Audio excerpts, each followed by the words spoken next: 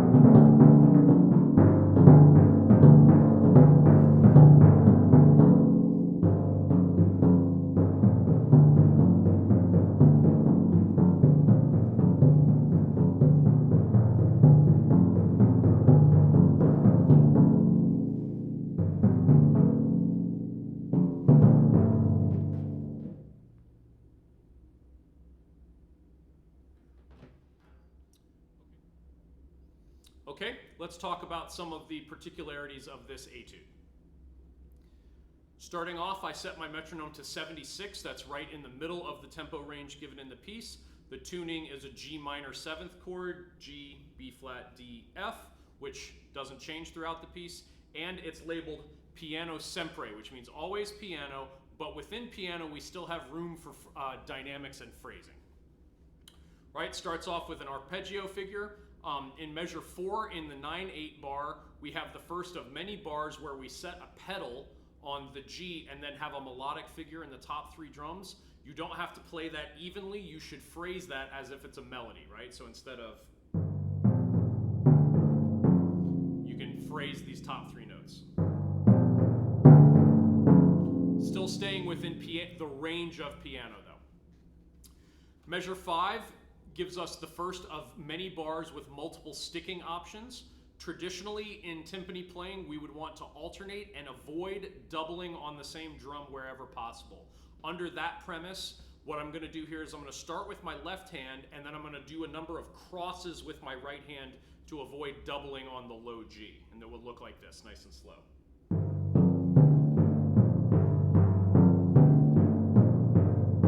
So you can see that I've avoided the doubles there.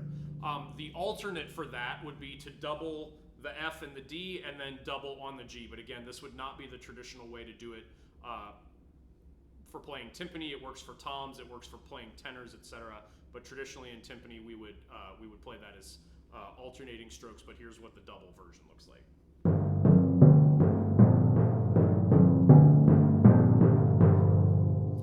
Notice when I do the crossover version, I'm not just throwing my hand across my body. I'm being very precise and getting my right hand into the correct position to play a perfectly normal stroke just with my left hand under, just as if I was playing open body, right? So I'll do that again one more time.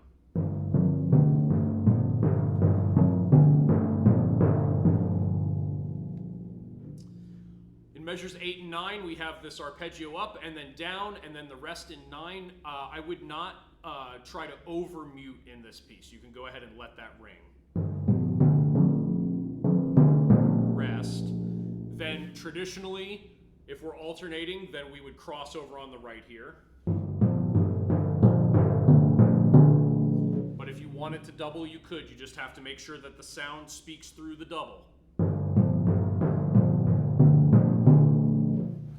Then for the 9/8 bar and the 12/8 bar, I am going to double. I'm going to do a double between the B flat and the D on my left hand rather than doing a double on my right hand between the D and the F. Let me show you both options here.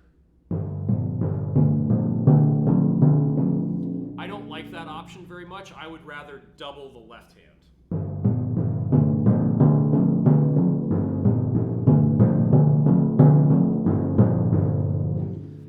the end of the 12/8 bar, we have a caesura. So what I'm doing there is I'm putting a full 2 beats pause in there, and I'm taking that opportunity to go ahead and clear the sound.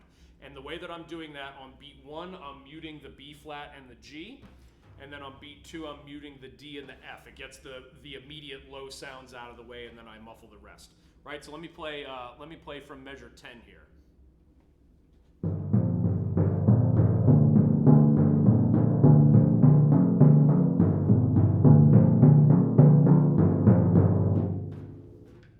Again, muffling with the meat of the hand, and put your hand right where you strike with the mallet. That's where the head is ringing the most. You don't have to do any sort of complicated wipe or anything that's going to make additional sounds in the head. You hit the head with the mallet, you stop it with the hand. Okay, now going into measure 14, I'm going to start measure 14 with my right hand, and then that allows me to single stroke through.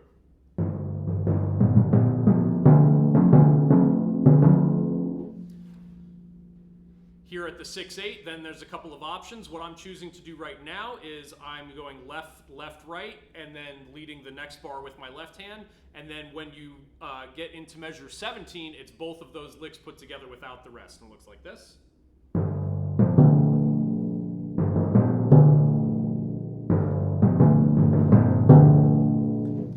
Another way that you could do that would be to cross.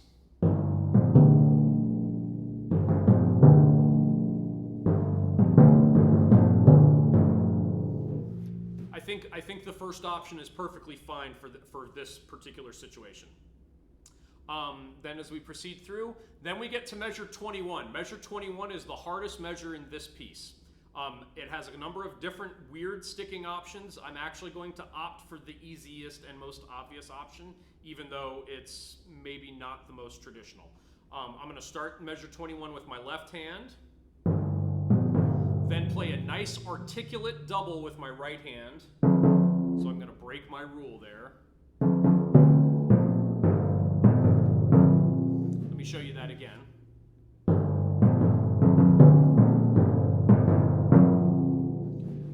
The only other way that seems logical to me to try to do this would be to start with a right hand cross and then single all the way through. So you start crossed, and then it allows your body to open back up. And I'll do it slow here.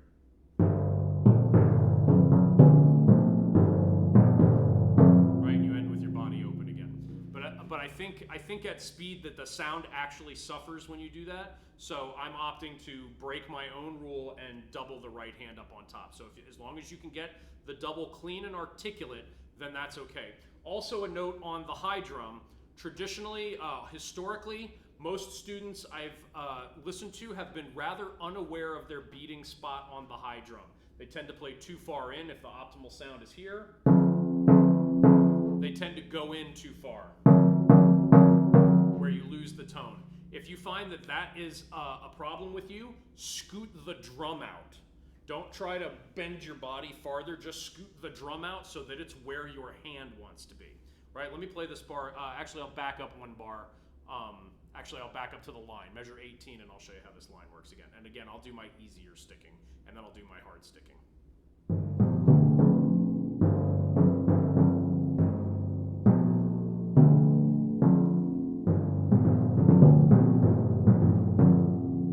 Same thing again with the other sticking.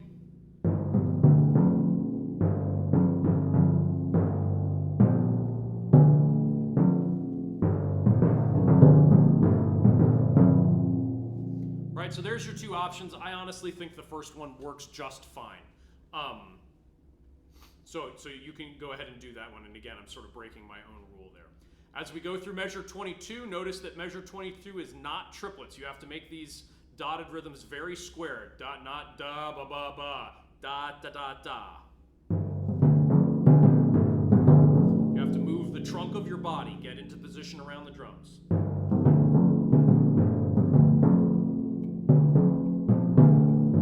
Nice and lyrical there as you head down, and then nice and lyrical arpeggios. Then when we get to the 3/8 bar, we have the Herta on the D. And since the F is ringing from the bar before, I'm going to go ahead and muffle there. So.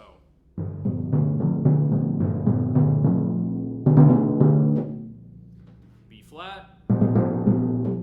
G and F, and then I'll muffle them both. And because your body's over here from playing the F, you really have to reach to muffle the G. Otherwise, you're going to wind up with your fingers down here on the bottom.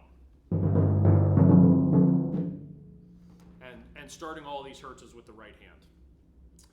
Then we're in the 12/8 bar in measure 36. Doubling the eighth notes there, again, sort of breaking my own rule, but setting myself up for the next bar. Now, two options for measure 37. Let me show you the open body version.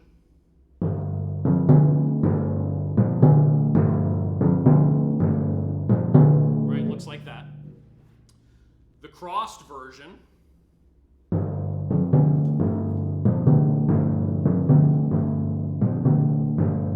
Either of those will work, but I think the open body one works the best. You just have to make sure you move your left hand through the space.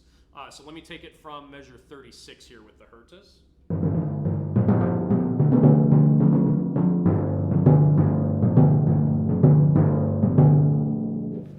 Okay, then we have a little sextuplet figure again that we've had throughout the piece. Then when we get to the 12/8, we have the melody in the right hand again.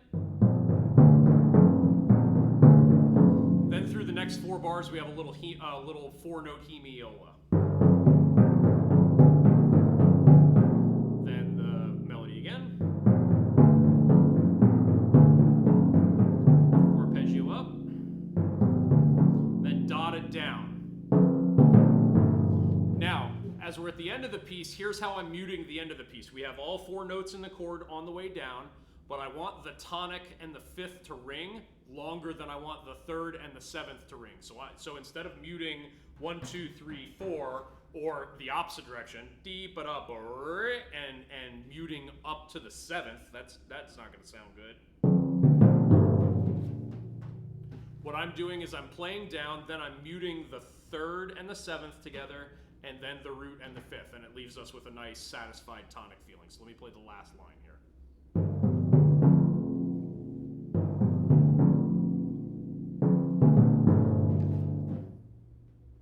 And I'm trying to get this mute essentially on the next downbeat. Bum, ba-dum, bum, and stop.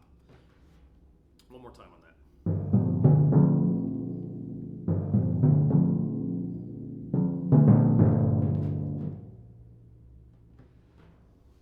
Okay, let me reset and I'll play through the etude one more time.